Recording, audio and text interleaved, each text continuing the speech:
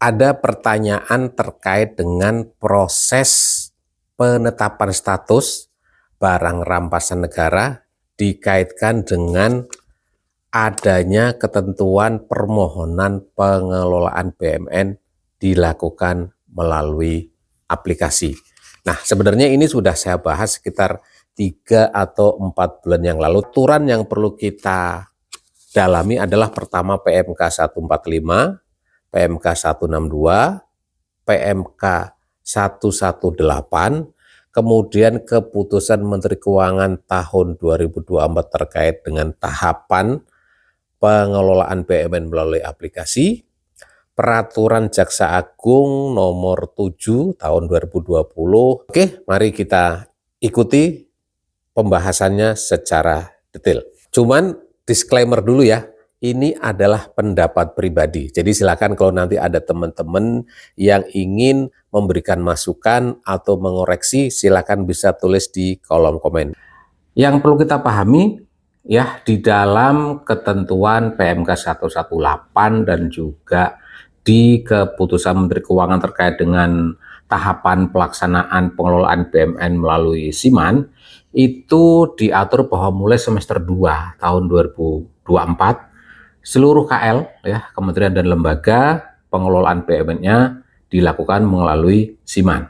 Tapi ingat, untuk barang rampasan PSP ini dilakukan bukan oleh KL ya, dalam hal ini adalah oleh pengurus barang rampasan. Nah, berarti ini masih ada pengecualian proses pengajuan penetapan status penggunaannya tidak melalui SIMAN, tapi melalui masih secara manual. Oke, kemudian yang pertama yang perlu kita perhatikan seperti biasa, yang mengajukan siapa, kemudian yang menetapkan PSP-nya siapa. Pertama, kita lihat dari sisi kewenangan pemohon ya. Di dalam PMK 145 itu disebut permohonan PSP dilakukan oleh pengurus barang. Dalam hal ini siapa pengurus barang untuk di Kejaksaan?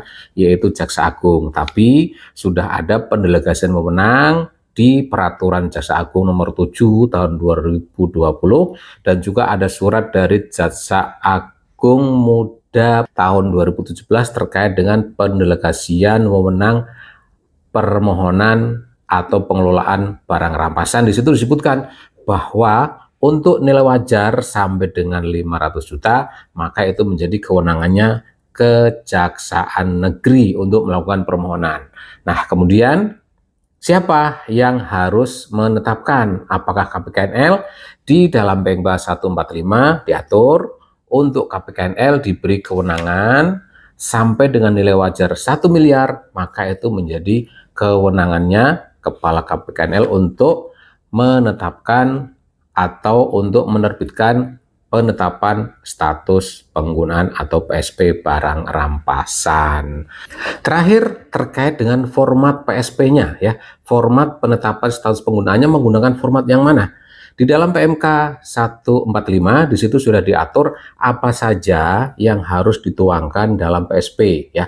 Kalau mengenai format bakunya memang tidak diatur dalam PMK 145. Secara umum bisa menggunakan format PSP yang sudah ada, tapi pastikan apa-apa yang harus ada di dalamnya mengikuti PMK 145.